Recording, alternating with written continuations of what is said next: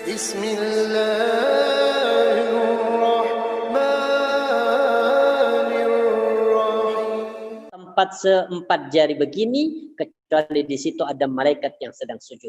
Maka semua yang di langit itu adalah penghuninya para malaikat. Dan ada orang-orang yang terkenal di langit, walaupun di bumi tidak ada yang mengenal. Salah satunya siapa orang yang terkenal di langit? Salah satunya adalah orang yang senantiasa duduk di ta'lim. Karena Nabi mengatakan, idza ijtama'a qaumun fi baitin min buyutillah. Jika kaum-kaum itu berkumpul di rumah dari rumah-rumah Allah, yatluna kitab Allah, mereka bertilawah dengan Al-Qur'an, wa yatadarasun, dan mereka juga tadarus. Maknanya apa? Mengkaji Al-Qur'an, mempelajari Al-Qur'an, mengkaji agama Islam. Maka 4 jaminan dari Allah. Illa nazalat alaihimus sakinah.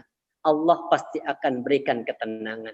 Wa ghasyiyatuhumur rahmah. Allah liputi orang yang duduk di ta'lim itu dengan rahmatnya.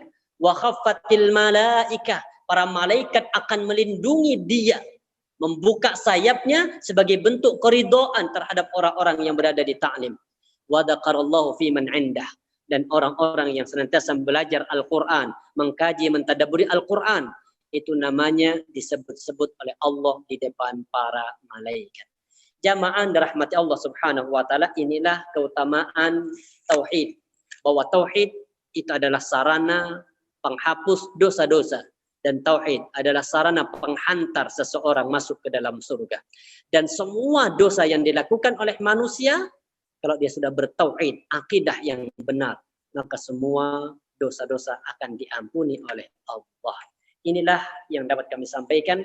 Sebelum kami tutup, mungkin ada pertanyaan atau ada diskusi yang perlu kita diskusikan. Monggo kami kembalikan ke Ibu MC. Monggo Mbak yang mau ada pertanyaan, silakan langsung ketik atau langsung bertanya, monggo silakan.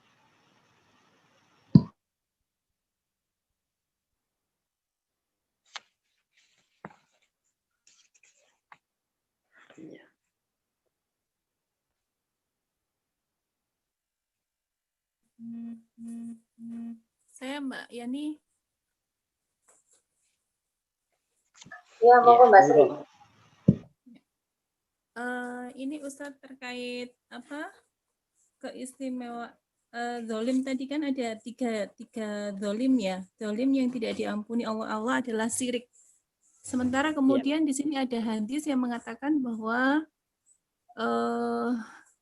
kalaupun apa dosa sepenuh jagat, nah itu kan pasti akan diampuni karena dia dulunya mungkin sudah berbuat syirik, tapi kemudian karena sudah bertaubat, apakah taubatnya itu diterima?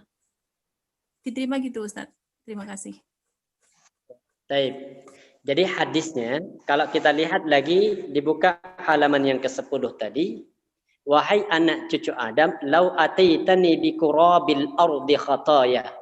Jika engkau datang kepadaku dengan membawa dosa sebesar bumi. Tsumma laqitani, kemudian engkau menemui aku, la tusyrik bi syai'a. Ini ada garis bawah. La tusyrik bi syai'a. Ketika engkau bertemu dengan aku, maknanya dia mati dalam kondisi apa? Berbuat syirik ini. Tidak berbuat syirik kepada Allah, maka Allah akan datangkan ampunan yang lebih luas daripada langit dan bumi. Jadi maknanya apa? Bagi orang-orang para pelaku kemaksiatan, para pelaku kesyirikan, terutama yang terkait dengan syirik besar. Apa macam syirik besar itu? Seperti berdoa kepada selain Allah, mohon kepada selain Allah, minta pesugihan ke tempat-tempat keramat, itu syirik besar. Dan kalau itu terus-menerus dilakukan sampai dia meninggal dengan membawa kesyirikan itu, maka tidak akan pernah Allah ampuni dosa-dosanya. Kenapa? Karena dia mati dalam kondisi menduakan Allah. Tapi kalau orang itu tidak berbuat syirik itu, kita beribadah kepada Allah, tapi kemudian namanya manusia nggak lepas dari dosa, pasti.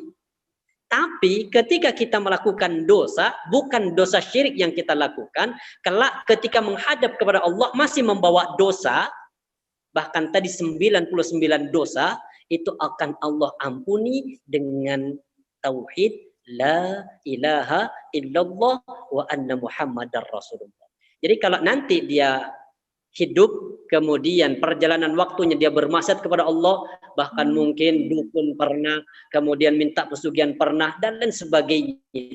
Dan sebelum meninggal, dia sempat bertobat kepada Allah. Tinggalkan semua kesyirikan tadi. Bahkan di rumahnya yang ada hal-hal kesyirikan dibersihkan. Maka Allah akan terima, dan insya Allah kelak pada hari kiamat akan punya hak untuk diampuni dosa-dosanya, karena dia menghadap kepada Allah dengan sempat bertobat dari dosa syirik.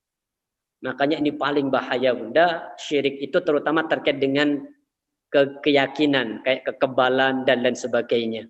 Ini bahaya.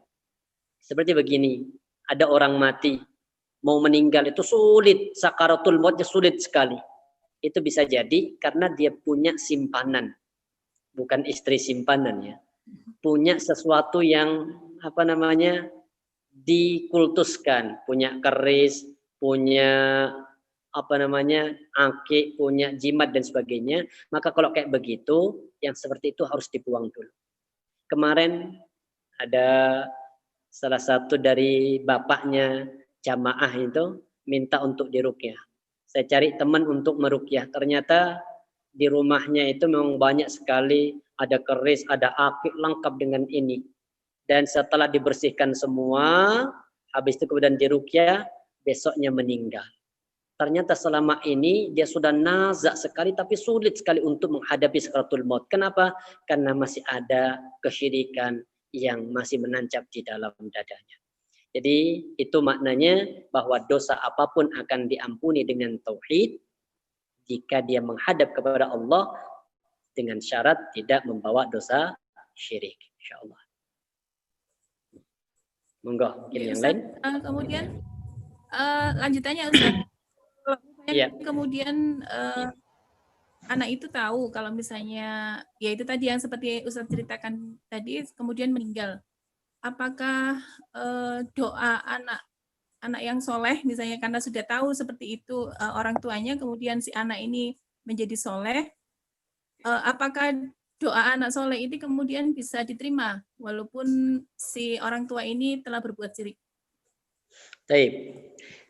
Pertama, kalau dia memang syiriknya begini, kalau syiriknya itu sampai membatalkan dia, syahadatnya sampai batal, itu maka doa anak yang soleh tidak diterima. Kenapa? Karena telah membatalkan syahadat, berarti dia kafir. Tapi kalau masih punya dosa besar, selama syahadatnya tidak batal, maka doa-doa anak yang soleh dan solihah insya Allah akan sampai, bahkan bisa jadi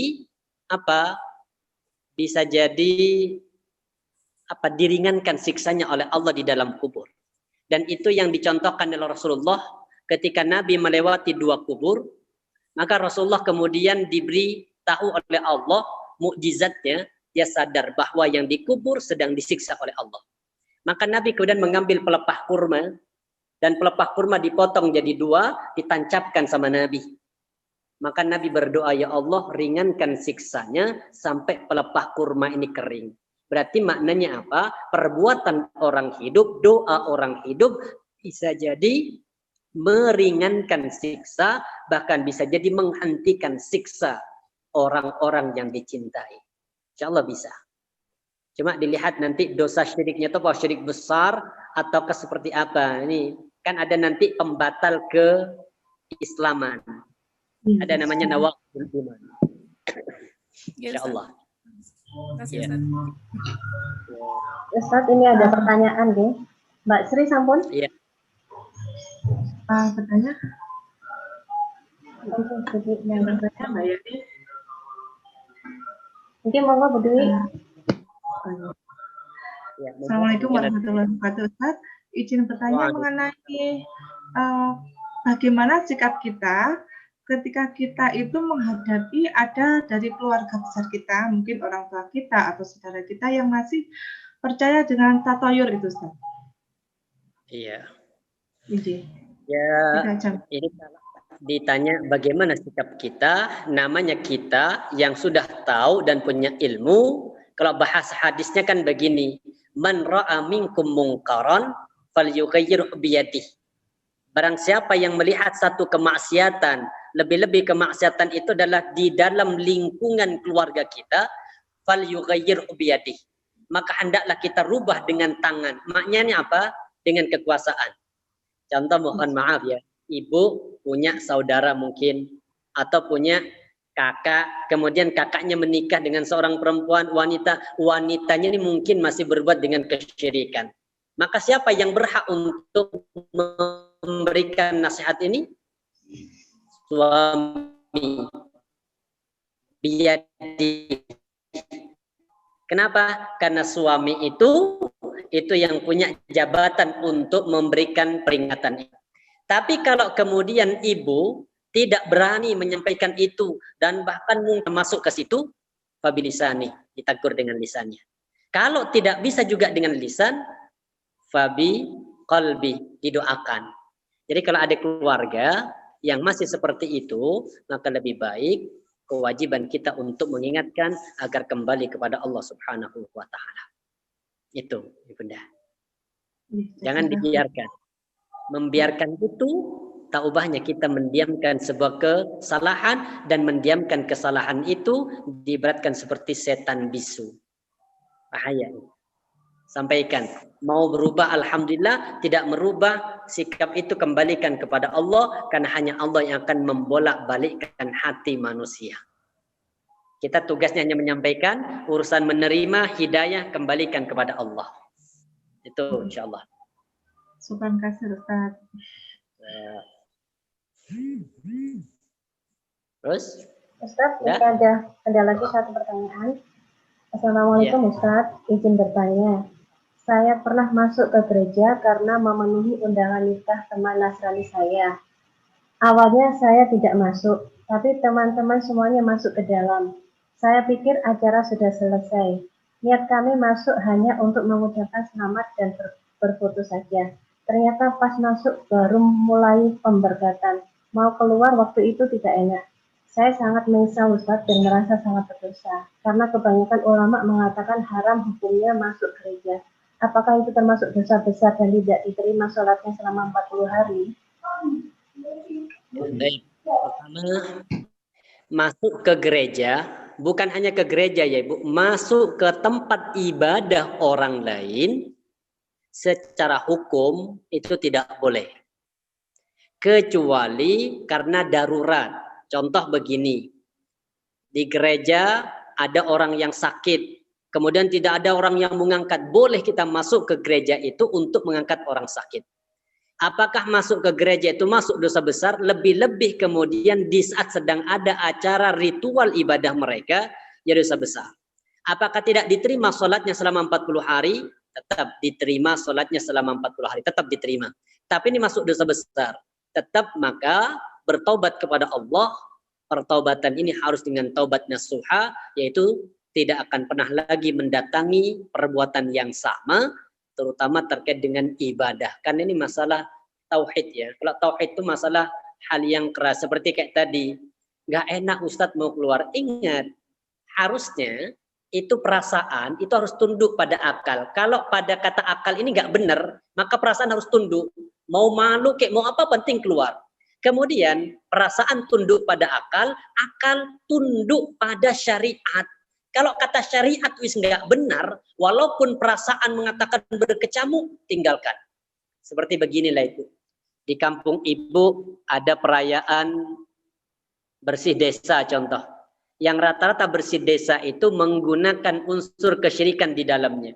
Ibu dimintain sumbangan, dimintain iuran. Apakah kita bayar? Selama ini gimana? Bayar apa enggak? Nggak enak Ustadz, perasaan nggak enak. Jadinya bayar. Maka bayarnya kita itu sama dengan mendukung kesyirikan. Maka urusan ini sampaikan. Enggak, kalau untuk ini saya nggak ikut nyumbang. Tapi untuk siskambling, untuk jaga malam, untuk apa? Saya akan ikut nyumbang. Ini kenapa? Karena perasaan tunduk pada akal, akal harus tunduk pada syariat. Itu dalam aturannya. Makanya yang pernah masuk ke gereja kemudian dalam kondisi pembaktian itu pada dasarnya ya berdosa, tapi insya Allah dosa-dosanya akan diampuni oleh Allah dan sholatnya akan tetap diterima. Yang tidak diterima itu yang kalau datang ke dukun bertanya mempercayai perkataan dukun, itulah yang tidak akan diterima oleh Allah. Insya Allah cukup, ini sudah asar. Dan waktu kita lanjutkan. Subhanakallah bihamdika asyhadu an la ilaha illa anta astaghfiruka wa atubu ilaik. Assalamualaikum warahmatullahi wabarakatuh. Waalaikumsalam warahmatullahi wabarakatuh. Jazakumullah Ustaz. Assalamualaikum. Waalaikumsalam.